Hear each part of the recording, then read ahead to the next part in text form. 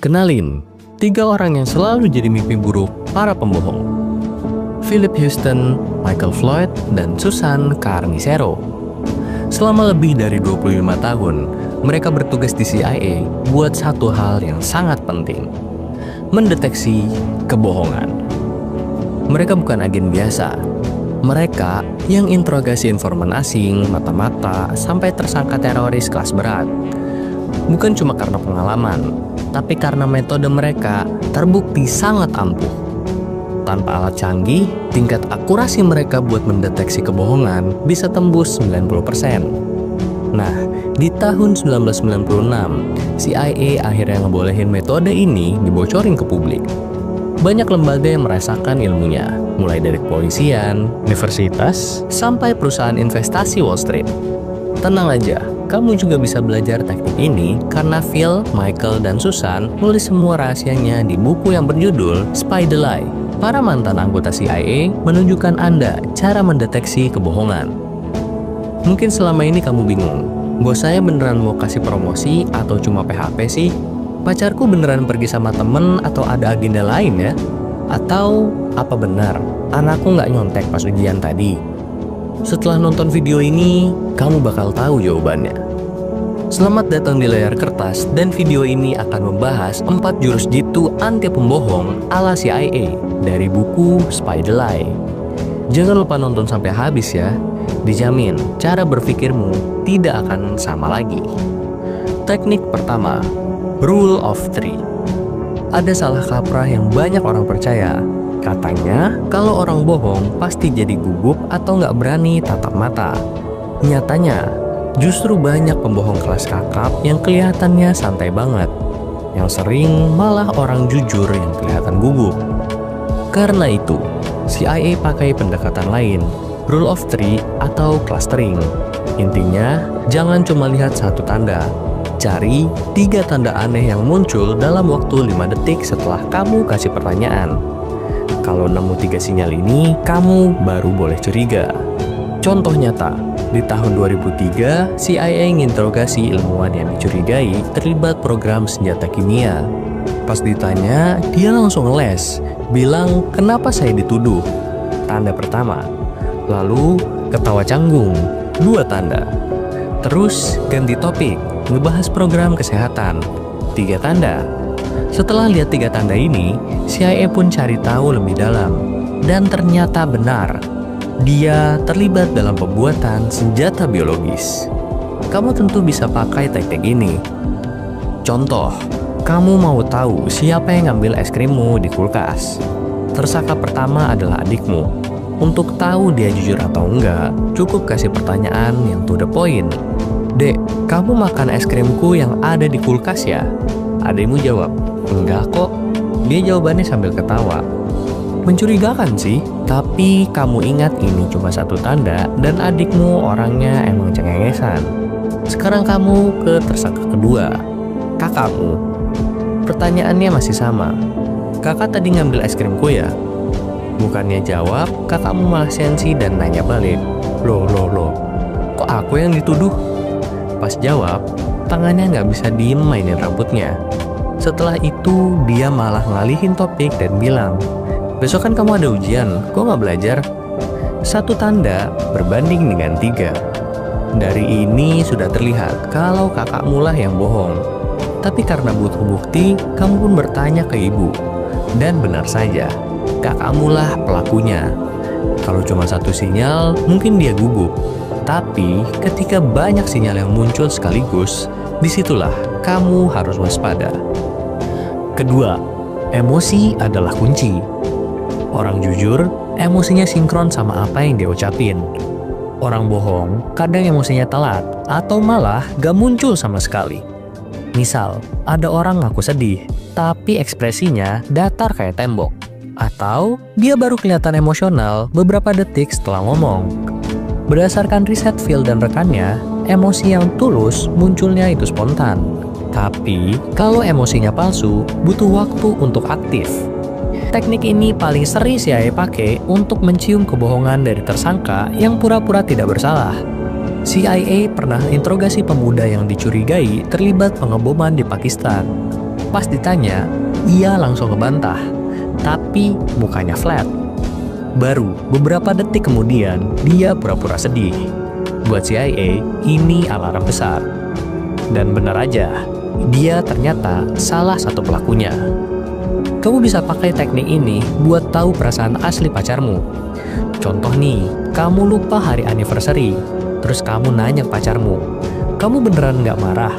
Dia jawab, "Enggak kok," tapi mukanya ketat kayak pintu berangkas. Baru beberapa detik kemudian, dia keluarin senyumannya. Itu pun kelihatan maksa. Nah, itu tandanya kamu harus segera cari cara buat minta maaf sebelum Perang Dunia Ketiga pecah. Teknik yang simpel, tapi sering kali dilupakan. Kebohongan bukan soal kata-kata yang keluar, tapi emosi yang nggak bisa dipalsuin.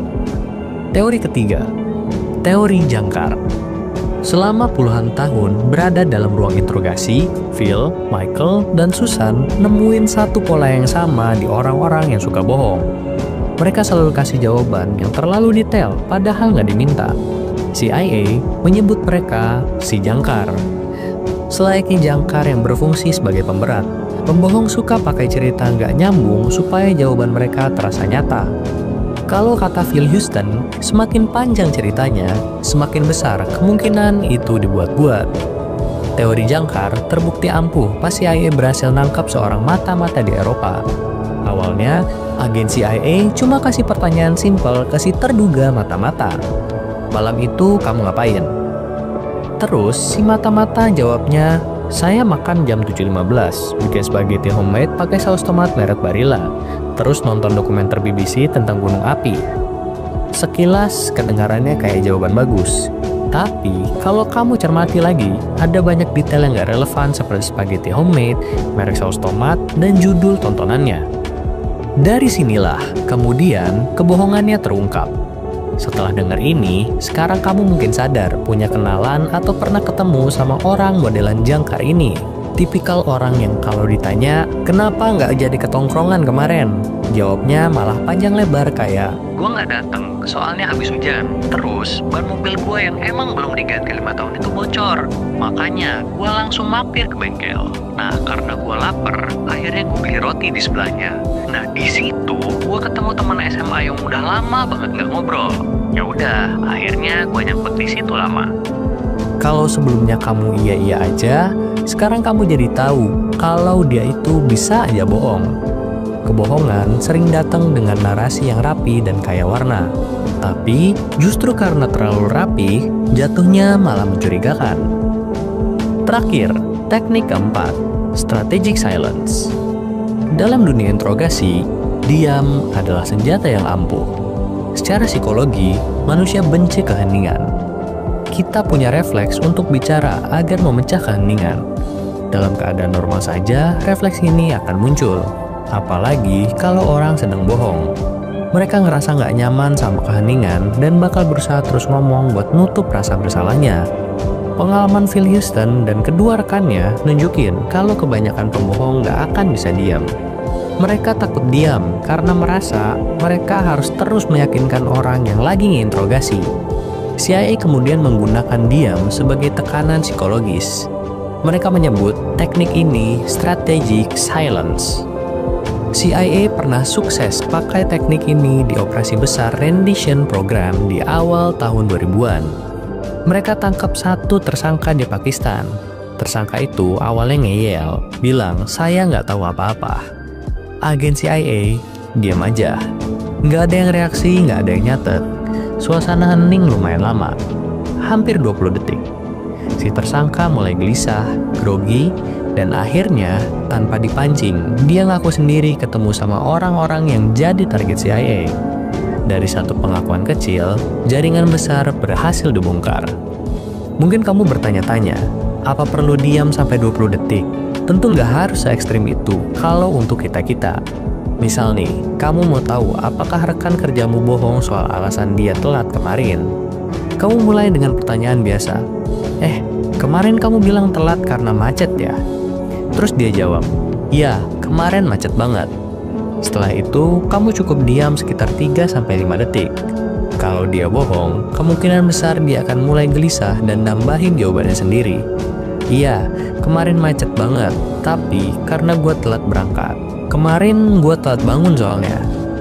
Memang butuh jam terbang yang cukup biar kebiasa, terutama dalam hal timing. Kalau kecepatan, kamu gagal buat ciptain atmosfer heningnya.